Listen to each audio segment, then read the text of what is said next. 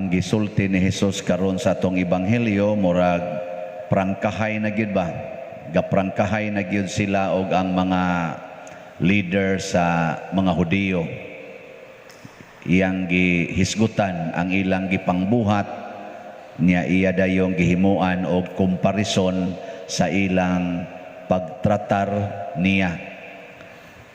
Ang mga Hudiyo magtuon gid na sa Biblia katong sinulat ni Moises nga Biblia kanang naas Old Testament gikan sa Genesis ngadto sa Leviticus, Numbers ana. Magtuon gid na sila kung pwede memorizon mo nang ilang ipamutang silang bukton, ari silang agtang, ana silang mga haligi ang mga verses nga gusto nilang memorizon. Nya gamay pang bata ila na ginang tudluan aron gyud mahimong Dios nun. Pero si Jesus may matuod nga kanang tanan ninyong gitun-an wa man mo mutuo ana, inyo lang gitun-an. So lahi di ay ang knowledge, lahi sad ang faith. Ang kahibalo ug ang pagtuo usahay dili magka-uyon. Kamo unsa may inyo rong gipaningkamutan, kahibalo o pagtuo? Kanang inyong pagpa-eskwela sa inyong mga anak gikan sa asa na magsugod ang grade 1 o kinder? Ha? Nursery o kana? Gikan sa nursery ngadto gyud pagka degree holder. Unsa may inyong gipaningkamutan diha? Nga mulambo ang iyang kahibalo o mulambo ang iyang pagtuo? Kanabitang maghatag kog recollection usahay or misa ngadto sa mga educators, mga teachers, mga mga leaders sa atong mga educational system ba. Ako din na silang pangutan-on. Kumusta man mo? Nituo pa mo Ginoo? Mga doctor in education, doctor of philosophy, doctor of unsa pa na diha. Na kung nituo pa mo Ginoo, tuo pa diroy. Ana. Nya kaningon man ang Ginoo nga ayaw mo pagkabit-kabit, wa mo magkabit-kabit ron. Duko din sa naa say ginagmay pa der. Ana ba? Wa mo ron mamakak, makak yapon pa der. Wa mo ron mangwarta, ngwarta sad pa der. Ana. Mubaos ra basad, ikaw pa der nituo pa ka Ginoo. Nako tuo sige gani kog misa insa wa nimo ihog sa bulsa ang kolekta. Ako huwag sa gamay. Ngano man na? Ngano ang atong kahibalo usahay babagman sa atong pagtuo. Mao na hitabo ni Kristo. Ang mga tao nga nagsigig tuon, sigig panudlo bahin sa balaod sa Ginoo, maoy misalikway niya og musalikway sa iyang pagtulunan. Akamuron din sigihan man ni nakog balik-balik. Mudawat ba mo sa sugo sa Ginoo? Na ini text na ko ato sa gabi gaprangkahay pud mi ato. Unin siya, Pader, ako Pader no, moingon jud ko nimo nga naningkamot jud kog sunod sa Ginoo. Pero Pader na disturbo jud ko anang imong ingong pangural ba Pader ba kana bitang imong walis koral.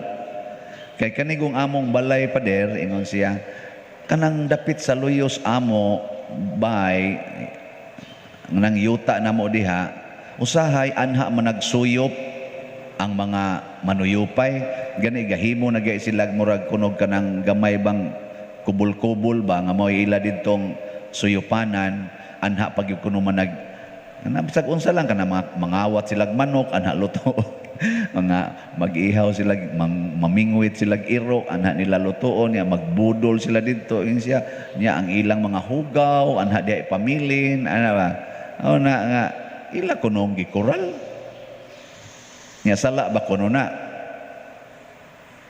saan wa man ko katubag ato kamo kuno ba tubag kuno mo ba sala dili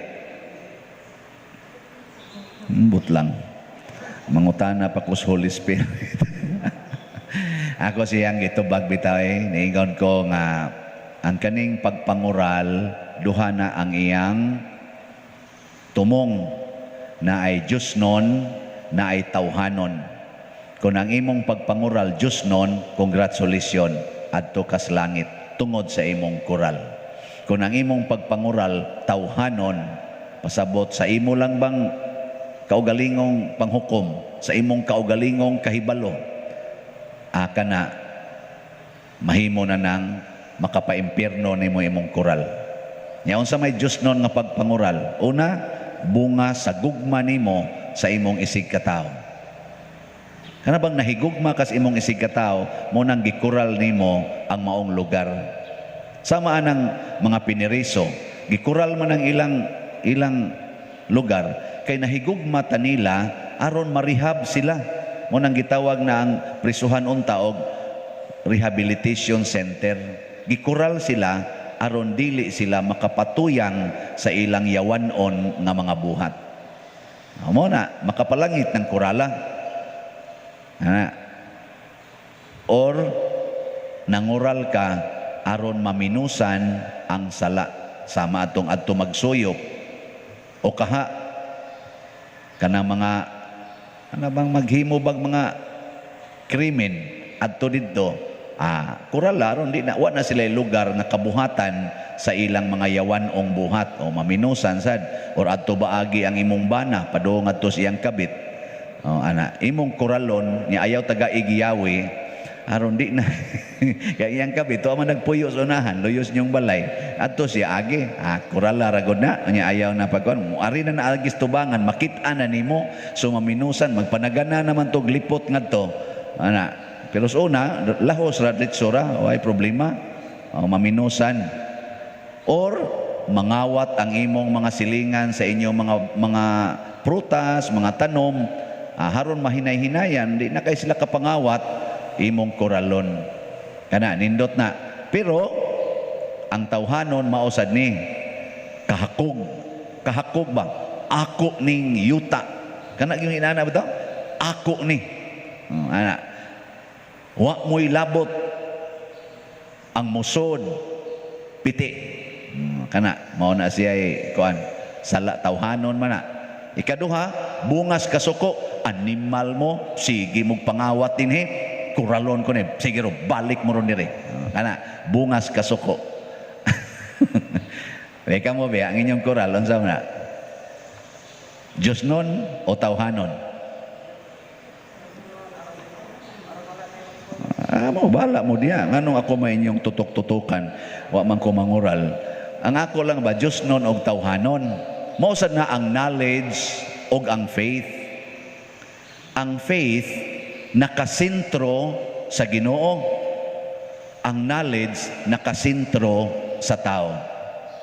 Kung ang ato ganing gibuhat karon para ra gyud sa atong tawhanon nga kinabuhi, kana bisag unsa pa ka kabuutan, bisag unsa pa ka kunuhay ka knowledgeable, unsa ka dignified, pero nakasentro ra gyud sa imong kaugalingong tawhanong kinabuhi, wa nay kapuslanan. Kay inig atubang nimo sa pagtulunas Ginoo, muriak gyud ka. Muriak ka Pare anang buutan kay asawa, sige gyud simba, aron lang yun nga munindot ang iyang kinabuhi, di siya masakit, masulbad ang mga problema. Kana ingon ana ba tawhanon man na, aron dili dayon mamatay ang iyang bana, ang iyang mama, aron mulampos ang iyang mga anak, aron makatrabaho, aron mulambo. Kana pulos man na tawhanon. Aron di mi makabsas pagkaon, aron maka-abroad, aron unsa pa na diha. Pulos gyud tawhanon ba? Nya buutan kunuhay kay ka, sige kag rosaryo, adto kas adoration, sige kag fasting. Wa mao na gibuhat sa mga Parisiyo, mao man gibuhat sa mga Hudiyo. Pero pag atubang nilang Kristo, suko gid sila. Nasuko. Kay ngano man giingnan man Kristo, ibaligya ang tanan ninyong katigayunan o ihatag ang halin ngadtos mga kabos. Higugmaa ang inyong kaaway, pasaylua ang nakasala ninyong kapituan kapito. Awa na, nangalusno na sila, Kung tamparoson imong pikas, aping ipatamparos lang sang pikas. Kung kamo magpahulam, ayaw na paningil og bayad. Kung may mukawat sa imong butang, ayaw nagbawia. Pagtudlo ni Kristo ani na kayo sa nayabag na ning tawhana, patyon tani. Nga naman, kining mga tudlo ni Kristo, mauni ang maggiya nato pagbiya aning kalibutana, pag-detach aning kalibutana, aron makasud ta sa gingharian sa Dios nga tuas langit. So nakasentro sa Ginoo ang faith, ang knowledge nakasentro sa atong human existence. May kamo karon unsa may naa ninyo ron? Nganong nanimba man mo? Gusto mong malangit o gustong way COVID? Sa unang pagbasa, atong unang pagbasa ba, si Moises intercede siya sa mga tao.